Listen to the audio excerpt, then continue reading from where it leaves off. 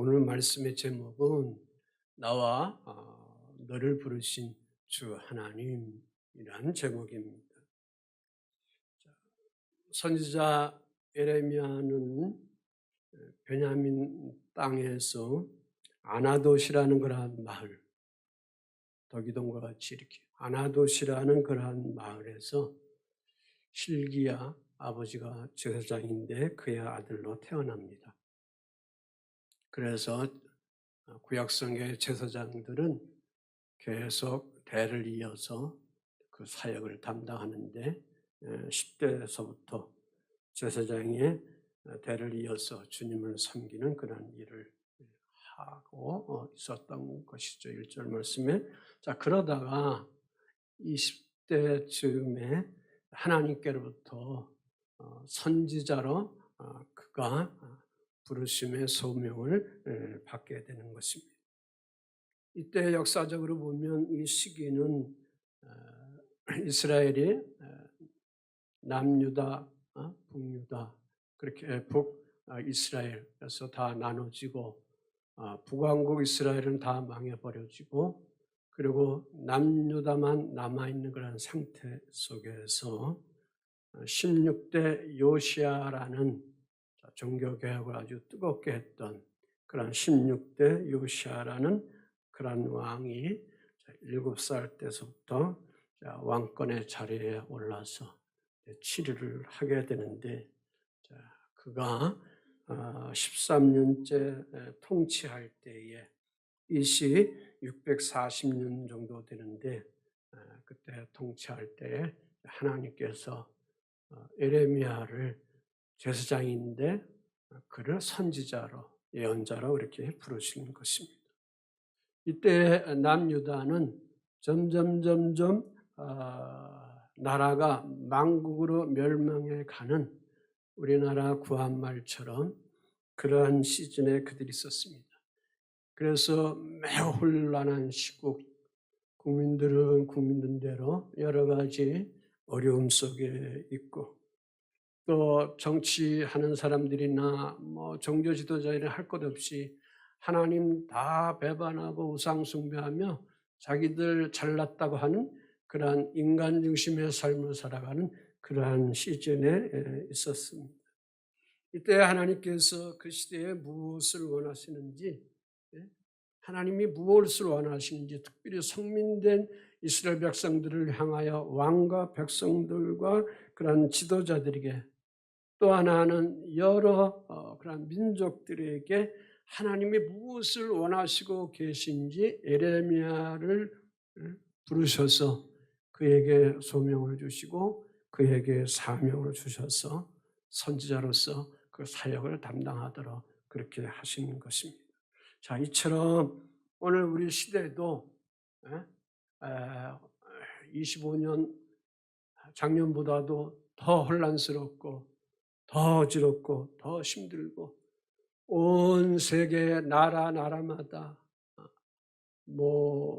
아메리카 대륙, 유럽에 있는 그런 대륙, 아시아 대륙 할 것 없이 중동에 있는 아프리카의 대륙 할 것 없이 온 나라 구석구석마다 서로 탐욕과 욕심과 타락 속에 빠져서 더 나가서 또한 땅 뺏어 먹기 위해서 더 나가서 특별히 선민된 이스라엘 백성들과 또한 이란을 중심인 그러한 아랍 사람들이 유대인들을 다 몰살시키려고 하는 그러한 막바지의 극악 속에 살아가고 있는 그러한 세계의 환경 속에 오늘 우리들이 지금 살아가고 있습니다. 이럴 때 하나님이 여러분을 부르시고 또한 사명 주셨다라는 것을 아셔야 합니다. 왜 그럴까요? 세상이 망해져도 사과나무는 심어야 된다는 그런 옛말 있는 것처럼 하나님 나라를 여러분을 통해서 세워가기를 원하시는 것입니다. 먼저는 사랑하는 성도 여러분 자신과 또 여러분의 가정과 여러분의 일터와 또한 섬기는 교회와 이 사회와 대한민국 세계 속에 하나님의 왕국이 세워져 가기 위해서 우리를 부르셨다라는 것입니다. 이 부르심의 여러분의 사명을 잘 담당해서 그래서 천국 하나님의 나라가 천국 복음이 무엇인가를 여러분의 삶의 자리에서 아름답게 보여줘 갈 수 있는 위대한 사랑하는 교회 여러분이 되시기를 주 예수의 이름으로 축복을 드립니다. 4절 말씀에 그렇습니다. 하나님의 초청이 있습니다. 여호와의 말씀이 내게 에레미야에게 이르시다 라면서 시작을 합니다. 그런데 하나님께서 에레미야를 보실 때의 5절 말씀에 보니까 태초부터 너를 불렀다라고 말씀합니다. 태초부터 하나님의 섭리적인 그러한 구속의 사건 속에 너 에레미야는 나의 손 안에 주어져 있는 택함받은 사람이라는 것을 말씀해 주고 있습니다. 내가 너를 모태에 짓기 전에 너를 알았고 또 네가 배에서 나오기 전에 너를 성별하였고 짓기 전에 너를 알았고 배에서 또한 태어나기 전에 성별하였고 너를 여러 나라의 선지자로 세웠다. 그렇게 말씀 주시고 있습니다. 여기 알았다라는 것은 야다라 그러면 야다라 확인한다는 의미가 있고 성별하다는 것은 우리가 잘 알고 있듯 카다시로 거룩하다, 봉헌하다, 지정하다라는 그런 의미 속에 있습니다. 택하다라는 의미가 있습니다. 자, 하나님께서 왜 이렇게 어린 에레미야를 왜 이렇게 그가 알지도 못하는데 그 부모도 알지 못하는데 택정해 놓으시고 그를 부르셨을까? 그 목적이 있습니다. 그것은 5절 끝절 속에 있습니다. 너를 여러 나라에 뭘로 세웠다고요? 선지자로 세웠다. 너를 여러 나라, 여러 민족, 너를 유대 민족뿐만 아니라 이스라엘 백성들을 위해서만뿐만 아니라 그 밖에 있는 여러 나라를 위하여 선지자로 세웠다. 그렇게 말씀해 주시고 있는 것을 볼 수가 있습니다. 자, 하나님이 우리가 창세기에 들어가면 이스라엘 조상 야곱을 우리가 볼 때에 그의 어머니가 그의 어머니 리브가가 태중에 쌍둥이를 갖게 되죠. 그 태중에 있을 때 이 녀석들은 엄마 그 배에서 계속 발길질하고 서로 싸웠습니다. 그런데 성경 말씀에 보니까 그 태중에 있는 그들을 향하여 하나님의 섭리적인 은총을 통해서 동생 야곱을 하나님이 택하셨다, 구별하셨다 그렇게 말씀해 주고 있습니다. 창세기 25장 23절 두 국민이 네 태중에 있구나, 두 민족이 네 복중에서부터 나누리라 그랬습니다. 이 민족이 저 민족보다 강해졌고 큰 자가 어린 자를 섬기리라 그랬습니다. 자, 이처럼 하나님은 에레미야를 유다와 여러 민족을 위하여 무엇으로 구별하셨다? 너는 제사장으로만 있으면 안 돼. 제사장이라는 것은 국한되어 있는 거죠. 그냥 성소에서 하나님이 구별해 주신 그 장소에서 예배만 집례해 나가면 됩니다. 그것만 가지고 그에게는 안 된 것 같아요. 그래서 하나님께서 너를 교회 밖으로 성전 밖으로 세상에 나가서 나 하나님의 섭리적인 섭리의 계획의 일들을 너의 입술을 통해서 선포하라고 그를 하나님이 이렇게 부르신 줄 믿습니다. 그러니까 하나님의 메신저로 세웠다. 하나님의 소리로 세웠다. 다시 말해서 복음만 내는 우리 사랑하는 성도 여러분들도 하나님께서 여러분 각자를 하나님의 소리, 하나님의 메신저로 세워주셨다는 그런 믿음의 자부심을 가지고 신앙생활을 해나가야 될 줄 믿습니다. 하나님이 오늘 우리를 부르시는 이유가 뭘까요? 부르심이라는 것은 소명을 말하는 건데 이 시대에 하나님의 구속에 대한 사명을 담당해서 우리에게 먼저 부르시고 소명을 주시고 그러면서 하나님이 우리에게 이러이러한 일들을 하라고 일거리를 주신 것이 바로 사명이다. 그 말씀입니다. 하나님의 일꾼으로 우리를 세워주셨다라는 말씀입니다. 여기에 주의 자녀들이 각자 여러분 속에 있는 믿음을 하나님께 올려드림을 통해서 믿음으로 응하여 나갈 때 하나님께서 여러분을 택하시고 세워주시고 지도자로 세우시고 사역자로 세우시고 주의 복음의 영광 속에 살아갈 수 있도록 그렇게 빚어주시는 줄 믿습니다. 자, 그래서 하나님의 계획은 우연이 없다는 것이죠. 하나님의 계획은 필연이다. 모든 것에는 하나님의 뜻이 있다. 하나님의 섭리가 있다. 그러니까 내가 선택해서 주 예수 그리스도를 믿었는가? 예수님은 그렇게 말씀하지 않았습니다. 너희들이 선택해서 주는 그리스도시요 살아계신 하나님의 아들입니다. 그렇게 믿음을 통해서 구원받았느냐? 그가 아니라는 것입니다. 요한복음 15장 16절에 너희가 나를 택한 것이 아니고 내가 너희를 택하여 뭐했다? 세웠다 그랬습니다. 세웠다. 잡아뜨리게 하는 것이 아니고 세웠다는 거예요. 세웠다. 죽어가는 인생, 넘어져 있는 인생, 자빠져 있는 인생, 힘들어하는 인생, 지쳐있는 인생을 복음만을 통해서 예수께서 여러분 하나님의 형상으로 지어진 여러분 각자를 선택하셔서 그래서 세워주셨다라는 것입니다. 왜? 하나님의 섭리적인 은총을 통해서 하나님의 나라의 뜻을 세워갈 수 있도록 그렇게 하나님께서 우리 사랑하는 성도들에게 이러한 사명을 주신 것입니다. 그러므로 우리가 계시록 3장 20절 말씀을 통해서 우리가 연결해서 보면 볼지어다 내가 문 밖에 서서 두드리노니 누구든지 내 음성을 듣고 문을 열면 내가 그에게로 들어가 그와 더불어 먹고 그는 나와 더불어 먹으리라 그랬습니다. 여기 보면 하나님의 부르심에 우리가 해야 할 일이 있습니다. 주님은 오늘도 우리에게 오셔서 우리의 마음에 무엇을 지금 두드리고 있어요? 마음 문을 두드리고 있다. 마음 문을 두드리고 있다. 그러면 이 마음 문을 누가 열어야 돼요? 내가 열어야죠. 의지를 가지고 열어야죠. 아멘. 그분을 맞이할 수 있도록 여러분이 의지를 가지고 열어야 주님이 여러분 속에 임하여 나가게 되는 것입니다. 그래서 이 말씀을 좀 풀이해서 보면 내가 문 밖에 서서 두드리노니 그랬습니다. 예수님은 밖에 계시고 기다리고 계십니다. 그래서 예수님은 억지로 여러분들 속에 들어가지 않습니다. 인간들 속에 들어가지 않습니다. 그들 마음에 들어가지 않습니다. 누구든지 내 음성을 듣고 문을 열면 그렇습니다.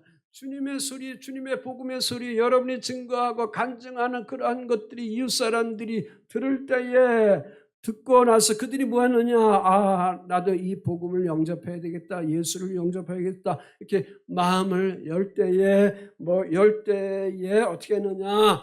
예수님의 초청에 귀를 기울일 때에 주님이 여러분 심령 속에 영혼 심령 속에 임하시고 주님이 여러분을 맞이해 주신다는 그런 말씀입니다. 그래서 맞이해 주시고 나서 어떻게 되느냐? 내가 그에게로 들어가 그와 더불어 먹고 그는 나와 더불어 뭐한다? 먹으리라 그랬습니다. 주님과 지속적인 사랑의 관계를 이루게 된다. 주님과 지속적인 그러한 믿음의 연애의 생활을 한다. 구원과 성령 안에서의 교제 생활을 한다. 더 나아가서 주님과 그러한 영적인 친밀감으로 조금 더 깊게 말하면 예수가 우리의 영적인 신랑이고 여러분 신부이기 때문에 여러분이 그러한 영적인 부부의 생활을 해 나갈 수 있는 그러한 친밀한 관계를 이뤄나가도록 해주신다는 것이 여기에 말씀에 숨어져 있는 것입니다. 자, 이렇게 우리 성도들 속에 구원받은 삶으로 우리가 살아갈 때에 이 모든 것들은 하나님의 섭리적인 은총으로 주어진 것이다 말씀입니다. 아멘이시죠? 자, 은총은 부르심으로 오는 겁니다. 그래서 응하지 아니하면 하나님이 뺏어갑니다. 그러나 은혜는 그냥 거저 주시는 거예요. 그 차이가 있는 거예요. 명확한 차이가 있는 거예요. 이거는 은혜가 아니에요. 지금 말하는 게 하나님이 주신 은총입니다. 여러분을 통해서 하나님이 부르시는 거예요. 그 부르심에 대해서 여러분이 여러분의 의지력을 가지고 여러분의 영을 통해서 주 예수 그리스도를 영접하면, 예수님의 초청에 응하면 거기에 하나님 나라 구원의 역사들이 드러나게 되는 줄 믿습니다. 그런데 지금 예레미야는 그 하나님의 초청에 거부를 하고 있습니다. 그 뜻을 모르면 거부할 수가 있죠. 하나님의 진리의 뜻에 대한 것이 해석이 안 되면 사람들은 거부하게 되는 것이죠. 그래서 예레미야가 6절에 그런 겁니다. 하나님, 나는 슬퍼요. 나는 아이입니다. 슬프도소이다. 주 여호와여, 나는 어린아이라 말할 줄도 모릅니다. 그랬습니다. 나는 아이라 그렇게 말합니다. 여기에 두 가지 의미가 있습니다. 하나는 연령적으로 어린아이라는 그런 뜻이죠. 선지자로 그가 부름받았을 때 나이가 20세, 20세. 정확한 연령은 아니지만 그렇게 잡고 있어요. 20세.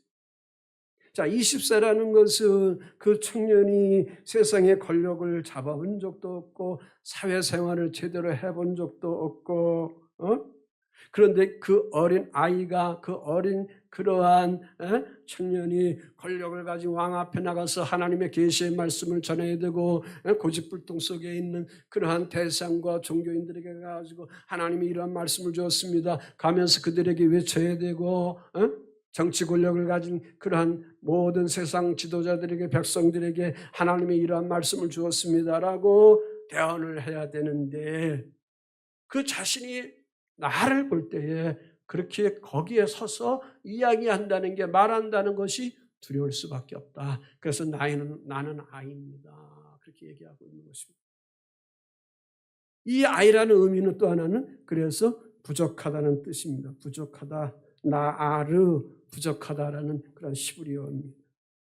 출애굽기 3장 11절에 하나님이 모세를 부르시죠. 모세를 부르십니다. 그럴 때 모세도 어떻게 합니까? 발뺌을 합니다. 주님, 저는 이 일을 하지 못해요. 발뺌을 합니다. 뭐라고 얘기합니까? 내가 누구이기에 바로에게 갑니까? 그렇습니다. 이스라엘 자손을 애굽에서 인도하여 내리까? 저는 또 말도 못합니다. 그렇게 그가 천부에서 얘기하는 것을 볼 수가 있는데, 여기서 모세가 하나님께, 주님께 내가 누구이기에 이 말이 아이라는 거, 어린 아이라는 거, 나르라는 히브리어입니다. 부족하다는 그런 말이, 부족하다는 그런 말. 자, 그런데 왜 하나님은 그럼 이렇게 부족한 이 예레미야를, 아이에 불과한 이 예레미야를 우리의 상식을 초월해서 그를 왜 불러주셨는가? 그겁니다. 오늘 나를 통해서 나 자신을 볼 때, 구원받고 오늘 내가 서 있는 나 자신을 볼 때 나는 부족한 것이 너무 많이 있는데 무엇 때문에 하나님이 나를 이렇게 부르셔서 소명 주셔서 이러한 사명 담당할 수 있도록 목사로, 또 장로로, 권사로, 집사들로 모든 하나님의 일들을 행하여 갈 수 있는, 사역자 일들 행하여 나갈 수 있는 그러한 하나님의 기름 부음을 주셨을까? 그렇게 우리가 생각할 수가 있는 것입니다. 예레미야는 잘 준비되어서 아닙니다. 그가 능력이 있어서, 어떤 정치적인 어떤 배경이 있어서 그것은 아닙니다. 다만 있는 것은 제사장의 자녀 속에 있는 거, 그거 하나인 겁니다. 그게 그를 부르신 그런 주체가입니다. 그를 부르신 하나님의 주체는 뭐냐? 하나님의 섭리적인 어떠한 계획이 있다는 것입니다. 동의하시죠? 아멘이시죠? 그 주체자가 누구냐? 나를 하나님의 형상으로 빚어주신 창조주 하나님입니다.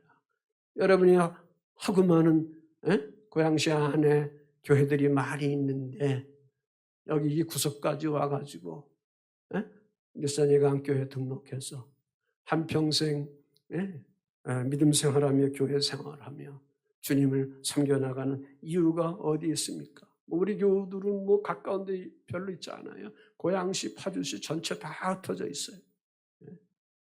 광역교회 교회 광역도시 교회야.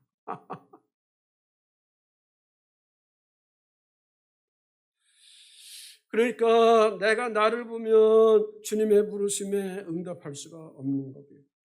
그래서 에레미야가 자기를 자꾸 생각해 볼 때 나는 아이라고 그렇게 자기 결에 자기 판단을 한 겁니다. 그러나 하나님은 하나님의 판단으로 하나님의 견해로 하나님의 눈으로 에레미야를 택한 것처럼 사랑하는 성도 여러분들도 각자가 택하시고 하나님의 사명을 주신 줄 믿습니다. 제가 이제 40년 지금 목회를 하고 있습니다. 깨닫는 것이 있습니다. 하나님의 부르심에 나는 내가 택했을까? 나는 아니죠. 나는 아닙니다. 억지로 간 거거든, 억지로. 너는 장남이니까, 너는 또 목사의 아들이니까, 에? 부모님이 그냥 미리 침발로 가지고 너는 꼭 신학교에 가야 된다. 그렇게 했으니까 제가 목소리 이렇게 변하지 않을 땐 제가 이제 미성은 테너거든요. 그래서 학생 때 이렇게 사중창한 거 얼마나 요즘에 유튜브에 보니까 디바인 4인 아카펠라 찬양이 나오는 거 있는데 그런 정도로 불렀거든요. 그래서 음악도 하고 싶고 노래도 하고 싶어 했는데 억지로 나는 신학교 안에 들어갈 수밖에 없었어요. 그렇기 때문에 자기의 그러한 목표 진로에 대한 것들이 명확하게 없을 때는 갈등이 올 수밖에 없고 포기할 수밖에 없고 뛰쳐나갈 수밖에 없게 되는 것입니다. 그래서 내가 선택했으면 벌써 포기해버리고 말았을 것이죠. 그러나 저러나 하여튼간 이 목회자의 길을 돌아가면서 오는 과정에 심적인 갈등도 많이 있지만 목회자의 길을 걸어가면서 하나하나 무릎을 꿇고 말씀 묵상하고 기도하고 찬양하고 하나님을 사모하고 나갈 때 보니까 하나님께 복종하게 되는 것이고 믿음으로 순종하는 것을 알게 되시고 그러니까 또 성령의 능력과 은사들로 기름 부어주시고 큰 믿음으로 취하여 갈 수 있도록 그러한 마음을 허락하게 하시고 오늘 여기까지 있는 줄 믿습니다. 그러면 저만 그런가요? 우리 사랑하는 교회 여러분들도 마찬가지인 줄 믿습니다.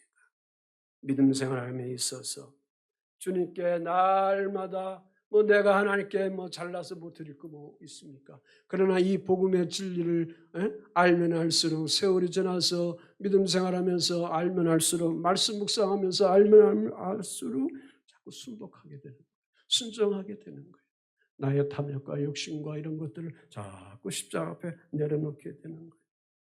그런데 사랑하는 성도 여러분들 속에서 여기까지 올 때 구도자의 길로 가는 것이 믿음의 길로 가는 것이 그렇게 쉬운 거냐? 아니죠. 매우 힘들죠. 고난의 길이죠. 고통의 길이죠. 힘듦이 있죠. 지침이 있죠. 어려움이 있죠. 나 혼자 그냥 믿음 생활에 두면 내가 알아서 하는데 여기저기 사방팔방 사람들이 이렇게 밀치고 저렇게 밀치고 이렇게 찔러보고 저렇게 찔러보고 하는 그런 그 공격하는 가시들이 얼마나 많이 있었습니까?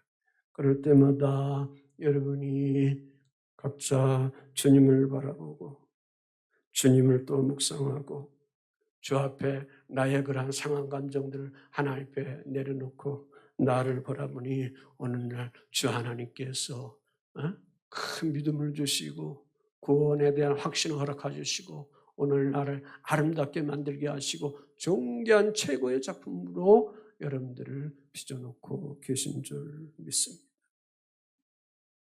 그래서 우리는 구원의 복을 받았습니다. 영육의 복을 받았습니다.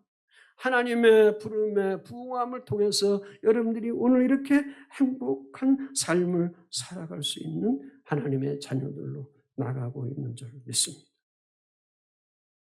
그래서 하나님의 소명의 부르심에 부응하는 자들로 우리가 있는 줄 믿습니다. 주님께서 에레미야에게 너는 아이라고 말하지 말라고 합니다.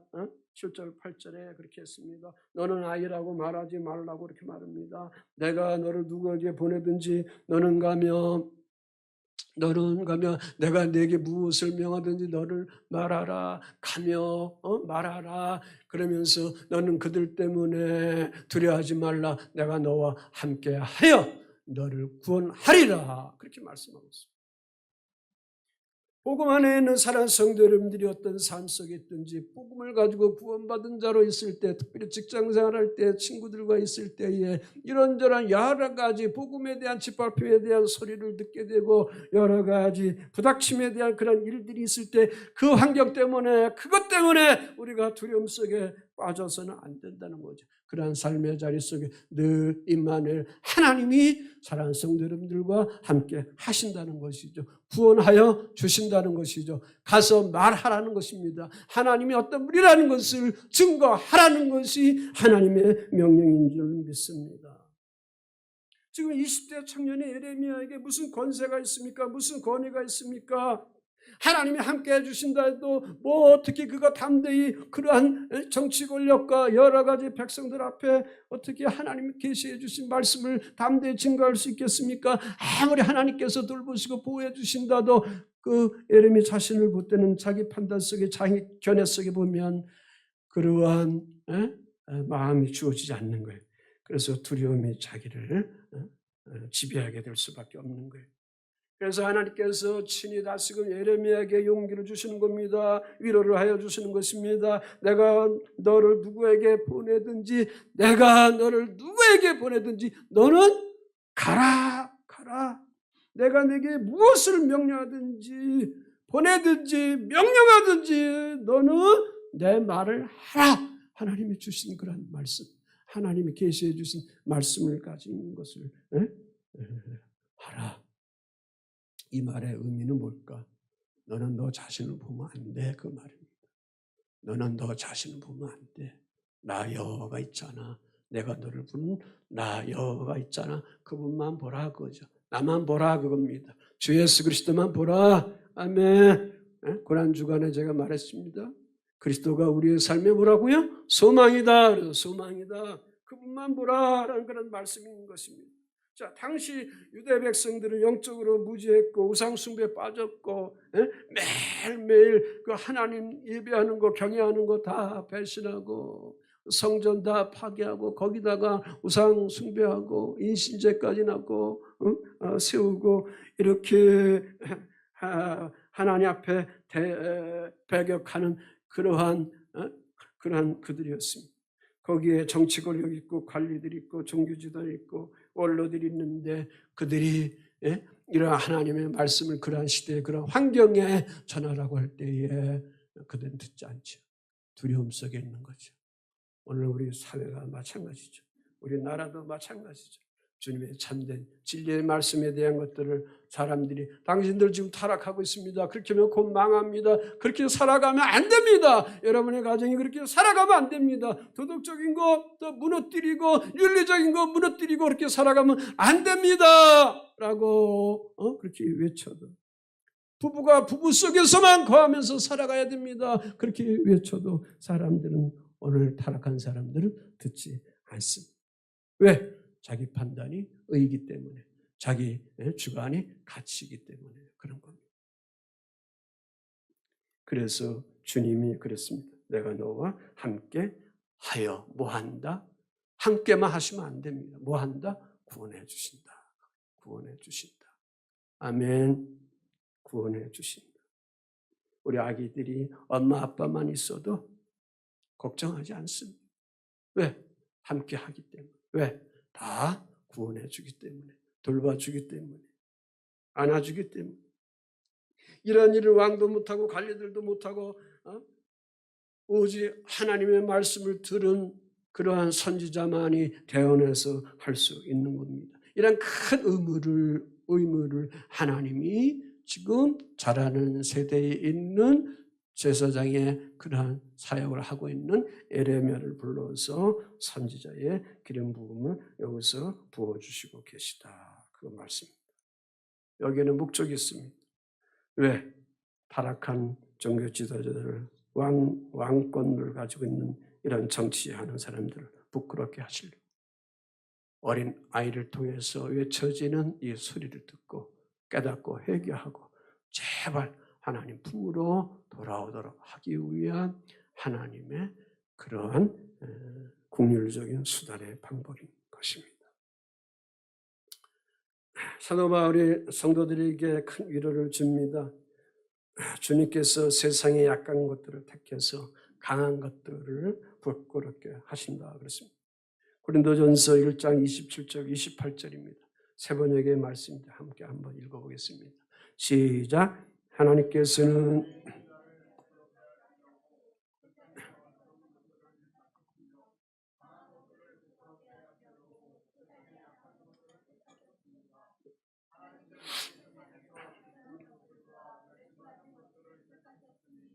그 잘났다고 하는 것들을 없애시려고 아무것도 아닌 것들을 택하셨습니다. 여러분이나 저나 뭐 잘난 게 뭐가 있습니까? 뭐 아무것도 아닌 거죠. 그런데 주님은 우리를 택해 주셨다는 거죠. 응? 불러주셨다는 거죠. 그래서 사명을 주신다는 거죠. 자, 우리 사람은 사람의 자격을 따지죠. 경험을 따지고 그 일에 적합한가 따집니다. 회사에 입사를 하려면 면접을 해야 되는데 이 사람이 이 분야에 전문적인 것인가, 경험이 있는 건가, 많은 그러한 지식이 있는가, 좀 사람이 좀 똘똘하고 센스가 있고 사람 관계를 잘하는가, 정서적인 그런 것은 부족한 것이 없는가, 이러한 어떠한 적합성을 계속 따집니다. 그래서 그 사람은 그 일을 할 수 있을까? 그 자리가 그에게 맞나? 이렇게 우리가 셈을 합니다. 이런 것을 통해서 우리 자신이, 여러분이나 저나 우리 자신이 하나님 앞에 나를 내려놓으면, 나를 세워놓으면 뭐 내세울 게 뭐가 있습니까? 내세울 거 우리는 하나도 없는 사람들입니다. 자, 그런데 감사하게도 고맙게도 우리 주 하나님은 아들 예수 그리스도를 통해서 우리를 부르셔서 하나님의 자녀된 백성으로 삼아 주셨다라는 거죠. 구원받은 자를 먼저 택해 주셨다라는 것입니다. 그래서 하나님의 자녀가 되도록 인쳐 주셨다 그 말씀입니다. 이 일의 주권자가 누굽니까? 주 하나님인 것입니다. 내가 그래서 택한 것이 아니라는 겁니다. 내가 선택해서 그리스도인이 되었다는 것이 아니라는 것입니다. 주님이 우리를 택해 주셨다. 동의하십니까? 그러므로 우리는 하나님이 주신 소명 속에 사명을 잘 감당해 나가야 될 줄 믿습니다.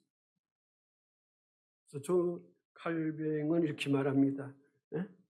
우리들에게 있어서 직업이 있어서 그 직업은 성직이다. 그 일을 통해서, 직업을 통해서 하나님께 영광을 올리라 그랬습니다.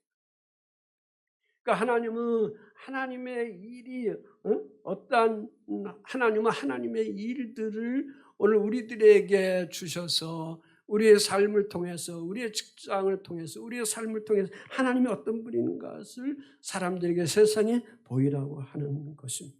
그래서 말씀을 드리는 것은 우리 교우들이 형통해야 합니다. 잘해야 합니다. 아름다워야 됩니다. 믿음이 있어 나가야 합니다. 여러분의 수고와 형통함이 늘 따라가야 합니다. 시냇가에 심은 나무가 시절을 쫓아 열매를 맺어가는 것들이 여러분들이 행하여 나가는 모든 산업의 일들, 자녀의 일들 생각하고 기도하고 하는 것들이 항상 거기에 주 하나님이 함께 그 하심을 통해서 귀한 열매의 축복들이 있어야 되는 줄 믿습니다. 그래서 대인관계 속에 항상 여러분이 드러나게 하는 그런 얼굴 속에 빛이 있어야 되고 행복이 있어야 되고 아름다움이 있고 평안함이 있고 여유로움이 있어 나가야 될 줄 믿습니다. 자, 그래서 성령의 능력으로 소명을 우리가 담당해야 합니다. 부르심에 대한 것은 우리 의지로, 우리 어떠한 에너지의 발동으로 감당하는 것은 아닙니다. 그래서 하나님께서 어린아이라고 발뺌하고 도망가려고 하는 그런 에레미야에게 하나님께서 당신의 손을 그의 입술에 대줍니다. 9절 10절에 하나님께서 그의 손을 내밀어 내 입에 대시며 말씀합니다.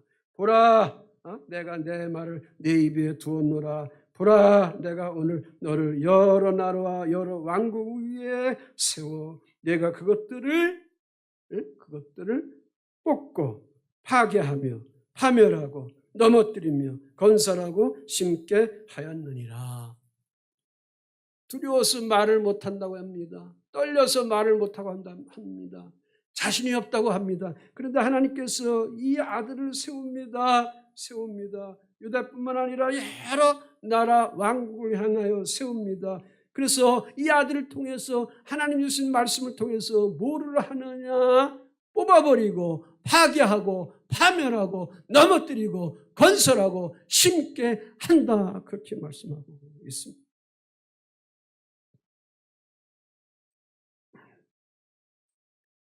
이스라엘하고 이란이 핵전쟁에 가깝게 되는 그러한 전쟁을 지금 나아가고 있습니다. 자, 이란은 이스라엘을 다 지정해로 다 쓸어버리고 그 종족을 없애버린다는 것이 그들의 목표입니다.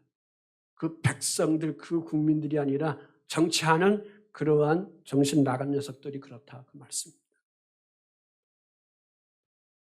그러나 이러나 저러나 불순종이 있어도 하나님이 누군가를 알고 그 정신을 가지고 있는 유대인들은 말씀 속에 유대인들은 항상 보존되어 있습니다. 엘람, 이란은 무너지게 되어 있어요. 다 파괴되도록 되어 있습니다. 그래서 그때마다 이스라엘은 거기에 필요한 사람들을 세워서 뽑게 하고 파괴하고 무너뜨리게 하고 그 다음에 뭐예요? 네타냐후가 이란 백성들에게 뭐랍니까? 이 정권을 무너뜨리고 여러분들을 세워준다고 그러잖아요. 여러분들을 세워준다. 이스라엘의 그 이란 땅을 정복하고 그 땅을 먹기 위해서 하는 것이 아니라 그 백성들을 그 묶임에서 해방하고 세워주기 위해서 이 일들을 한다고 얘기하지 않습니까?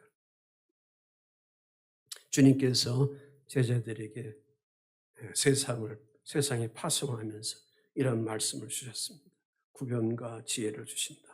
누가복음 21장 15절에 내가 너희 모든 대적이 능히 대항하거든. 변박할 수 없는 대항하는 자들이 적대자들이 변박할 수 없는 구변과 지혜를 너희에게 준다 그랬습니다.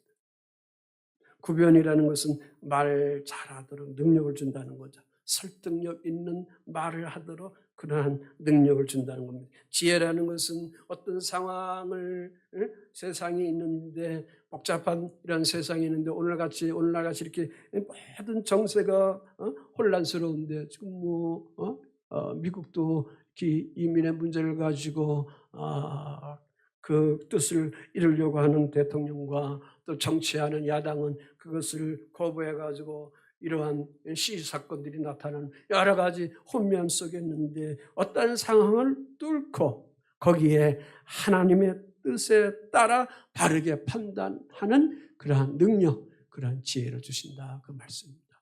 구변과 지혜를 하나님 주신다 그랬습니다. 대항하는 자들 섰을 때 그래서 우리의 의지로 우리 생각으로 어떠한 나를 괴롭히고 상대하는 그런 사람들을 공격하려고 하지 않고 그들을 이해시키려고 하지 말고 그때일수록 우리가 우리 심령 속에 주 앞에 기도하면서 어떻게 해야 되느냐 이 말씀들을 가지고 말 잘할 수 있는 능력을 더 입혀주세요. 지혜로 바른 판단할 수 있는 능력을 달라고 우리가 기도해 나가야 될 줄 믿습니다. 아멘.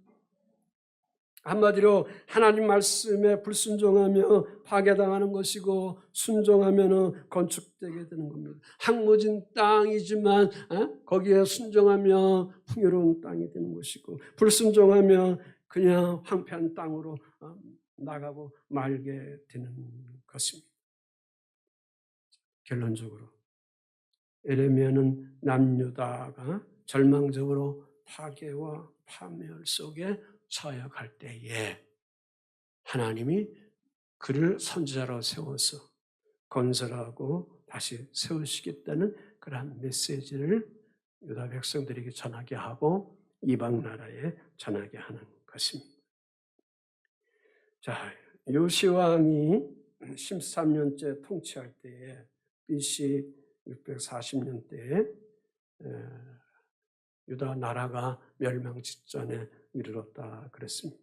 매우 혼란스러운 시기입니다. 요시야 왕은 애굽의 왕이 올라와서 전쟁해서 길을 내주려고 할 때에 내주기만 하면 됐는데 욕심이 과해가지고 전쟁터에 나가서 하나님 뜻이 아닌데 자기 의지를 하다가 거기서 죽습니다.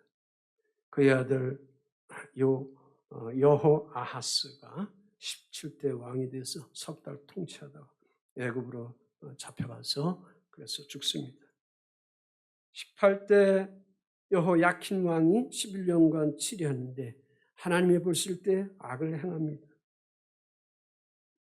그때에 바벨론 왕 느부갓네살이 애굽을 이제 다 점령하고 느부갓네살 왕이 1차 예루살렘 공격으로 해서 그래서 1차 때에 유대인들 만 여 명을 끌고 갑니다. 여기에 귀족과 지혜 있는 자 다니엘과 그 친구들도 이때 끌려가게 되는 것입니다. 그리고 그의 아들 여호야긴이 19대 왕위를 계승했는데 이 녀석도 석 달밖에 못하고 2차로 바벨론에 끌려가고 그리고 죽게 되고 그의 숙부 시드기야가 20대 마지막 남유다의 왕이 됐는데 11년간 통치했는데 막 무너지는 그런 때에 자기 조국을 자기 나라를 자기 백성들을 다시 세우기 위해서 하나님께 나와 회개하고 돌이켜서 하나님 살려달라고 구원해달라고 해야 되는데 오히려 바른 말씀 전하는 예레미야 선지자를 구박하게 하고 힘들게 하고 하나님께 악을 행하고 더 나가서 교만해가지고 바벨론 왕에게 느부갓네살 왕을 배반하는 그러한 일을 해서 3차 바벨론 느부갓네살 왕이 3차로 세 번째 와가지고 침공해서 예루살렘을 아주 콩가루로 만들어버립니다. 그러면서 시드기야 왕은 자기가 보는 눈앞에 두 아들이 참살을 당하고 죽어버리고 자기는 양쪽 두 눈이 뽑혀서 쇠사슬에 묶여서 바벨론으로 끌려가서 거기서 참수당하고 비참하게 죽고 마감하는 것입니다. 이 역대하 36장에 나옵니다. 그래서 남왕국은 BC 586년에 다 멸망하고 만 겁니다. 예레미야 선지자가 이 5 왕들을 있을 때 한 45년 요 기간인데 그때 이 말씀을 외친 겁니다. 그리고 여러 나라를 향하여 말씀을 외칠 때 선지자로 쓰임받게 됐습니다. 자, 패망하고 무너뜨리기만 했느냐? 아닌 것입니다. 이스라엘 백성들이 바벨론 포로 끌려갔는데 거기서 유다 백성들이 살아갈 때에 괴롭고 노예 속으로서 머물러서만 살아가지 말고 너희들은 아름답게 건강하게 살아가야 된다라고 희망의 메시지를 전한 것입니다. 예레미야 51장 54절 58절에 바벨론으로부터 부르짖는 소리가 들리는도다. 곧 멸망시키는 자가 바벨론에 이르렀습니다. 여호와는 보복의 하나님이시라. 반드시 보응하시려다. 그들이 영원히 잠들어 깨어나지 못하리라. 바벨론의 성은 해파되었고 그 높은 문들은 불에 탈 것이며 백성들의 수고는 헛될 것이요 민족들의 수고는 불탈 것인즉 그들이 세잔하리라. 하나님은 어린아이라고 말 못한다고 하는 예레미야에게 그의 능력에 입술의 능력을 부어주셔서 하나님 말씀으로 그 시대에 하나님의 구원의 일들이 드러날 수 있도록 그렇게 외쳐게 해 주었습니다. 그렇다면 오늘 우리는 어떤 삶 속에 있어야 되는가? 오늘 사랑하는 성도 여러분들 하나님의 자녀이죠. 하나님의 국류를 받은 자들이죠. 택한 족속이죠. 왕 같은 제사장들이죠. 거룩한 나라죠. 하나님의 소유된 그런 백성들입니다. 동의하시죠? 자, 그렇다면 주님의 이러한 섬의 말씀을 가지고 전하면서 하나님께 영광 올려나가야 합니다. 이 일에 오늘도 우리는 충성하면서 헌신하면서 나가야 될 줄 믿습니다. 그때 성령님이 여러분을 잡고 능력을 주시고 빚어주시고 나가게 되는 줄 믿습니다. 6월달은 우리나라의 아픈 상처의 상흔이 있는 그러한 6.25 사병 발발한 그러한 달입니다. 올해 75주년이 됩니다. 우리는 이러한 아픔을 갖고 있습니다. 유다인들, 이스라엘 백성들은 바벨론 포로에서 70년 만에 이제 돌아오게 되는데 다음 주에도 이어서 말씀하십니다. 우리나라는 아직도 75년 동안 이러한 남북의 분단 속에 여러 가지 아픔 속에 계속 있습니다. 그러나 우리는 상실하지 말고 대한민국이 통일되어야 되는데 자유통일에 대한 것을 꿈을 꾸며 마지막 때 복음 안에 있는 세계 속에서 그래도 한국만큼 믿음 속에 있는 그런 국가가 없습니다. 주의 백성들이 없습니다. 그러니까 환경과 처지가 어떤 모습 속에 있든지 그가 다가 아니라는 것입니다. 하나님은 무에서 유를 창조하십니다. 무너짐에서 다시금 새로움으로 창조하시는 것입니다. 아멘. 하나님의 의된 공의와 정의에 대한 것들을 다시 세우시는 것입니다.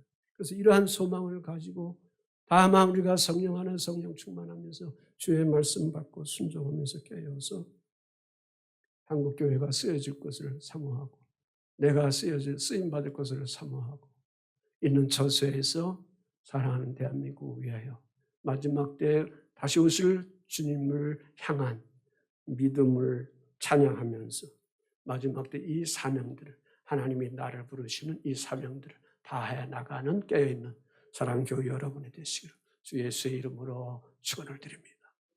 아멘.